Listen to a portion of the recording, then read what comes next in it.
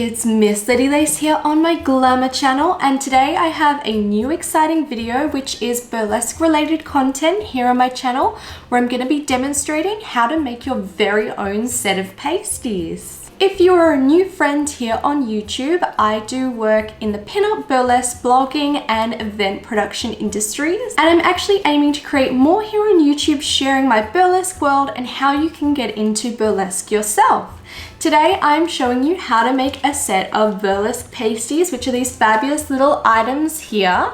They are a unique costume piece to burlesque. They were invented to cover up the nipples of dancers so they remain modest on stage, and with a lot of censorship laws back in the day, this made it possible for dancers to be a little bit more risque on stage. I'd love to know in the comments below if you're a burlesque dancer, if you're interested in burlesque, or if there's any videos you'd like to see on the burlesque topics. These here are the first ever pasties I made. I made them when I was probably about 17 years old. It was before I could even wear them, but I knew that this was something I wanted to do, so I made them together and they were used in my first few burlesque acts, which is really cool. So they're still going strong. I occasionally do pull them out on stage, even though they're not the highest quality. There are many ways you can make a set of burlesque pasties. I'm going to be teaching you a relatively cost-effective way of making your own today. For today's tutorial, you're going to need a few things. You're going to need a fabric that you can use to make the pasties. I'm just going to be using this felt today. My personal favorite fabric to use to make pasties is vinyl though.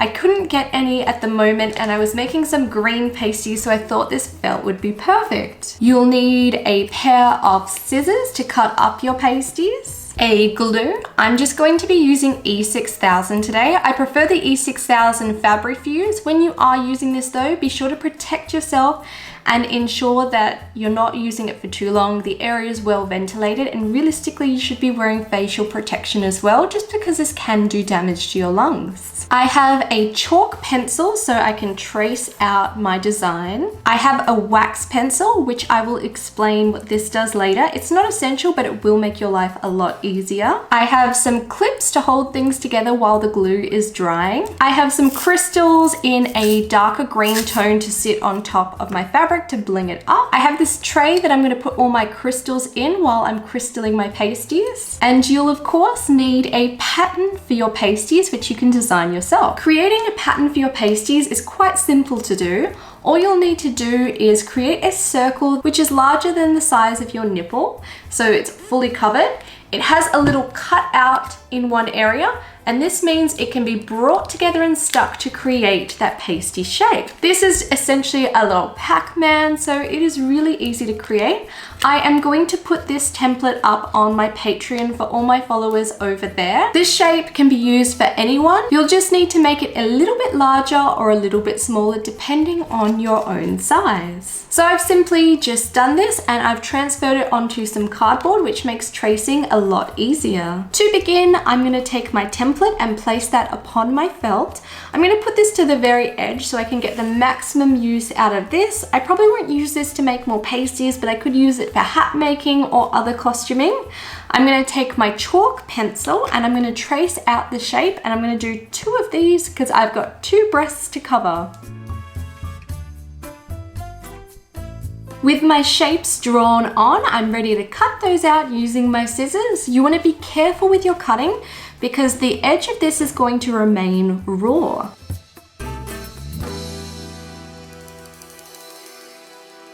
It can be a really good idea at this point to hold them together and just make sure the shapes match up nicely.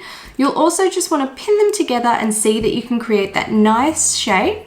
And if you need to make any adjustments to the pattern, like if you need to cut the triangular shape in a little bit more, this is the perfect time to do so. I'm also just going to have some paper towel on the standby for our next step, but we're going to take our glue, our pasty pieces, and our two little clips that we're going to use as clamps. What we're going to do is we're going to take our pattern. On one side, we're going to apply a strip of glue, not too much.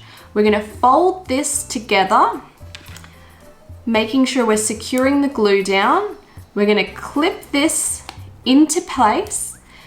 removing any excess glue, which I'll do with the paper towel, and then we're just going to leave these to dry. So we're taking our glue and applying a strip down one side, taking our pasty and putting one side over the other until we're happy with the way that's sitting, pressing together.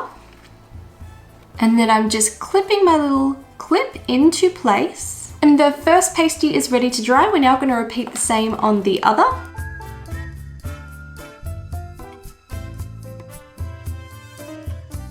With the overlap, I have overlapped about 1 centimeter. So I've got 1 centimeter section here where it's overlapping together. Now, typically we let that cure for about 24 hours so it's completely dry.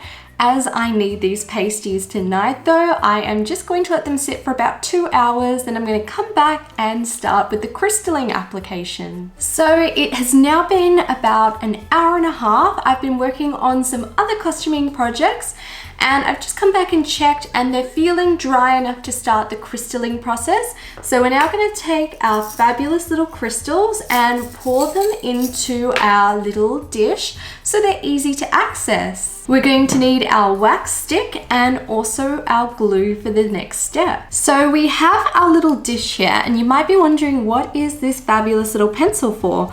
Well, essentially the wax end on this picks up the crystal so it holds it nice and securely, ready to be glued into place. This is a lot easier than trying to use your fingers, especially if you've got long nails like I do, to pick up individual crystals and stick them into place. So we're now going to take our glue and I start where we have our little notch where the layers overlap, and I'm going to apply my glue where I want this to sit. When it comes to crystalling your pasties, there's a million different designs and patterns you can do. Today I'm just going to do what I've done with these ones here, and they're just completely covered in crystals, which is a really effective way of getting that beautiful sparkle. So I'm going to start applying my glue. I'm going to apply to about 1/4 to 1/2 maximum, just so the glue doesn't harden before I have time to stick it into place. Adding some glue on, dragging it along where I want it to sit. And I'm taking my crystals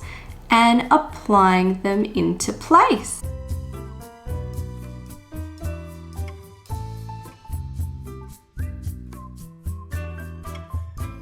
So when I'm applying the glue in a strip, it's actually a lot easier than doing little individual dots and sticking it into place, and it's not interfering with the crystalling. Once I've done that outer ring, I'm going to continue crystalling, going inwards each time until I've completely covered that in crystals. So I've just been doing row by row. When I get to the middle, I just kind of coat this in glue, and then I just continue to pop the crystals into place, but as it's such a small amount of space, it won't take as many crystals.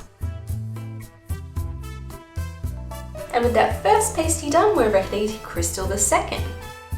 And with that, our pasties are complete. I do hope you've enjoyed today's video and found it a little bit useful. If you make your own pasties, be sure to tag me on Instagram. I'd love to see what you create, and I'd also love to reshare your little creations as well. If you'd like early access to my videos, exclusive content to help support my YouTube channel, and to also get today's pattern for making our pasties, I now have my Glamour community on Patreon. I'd like to thank all my patrons, especially my VIP patrons, which I will list here. The support you give me truly helps me creating videos here. If you'd like to follow my daily pinup adventures, I post super regularly to Instagram. I'll pop a little link here as well as at the end of the video. And to never miss out on my vintage fun, be sure to hit subscribe, and I will be seeing you all real soon.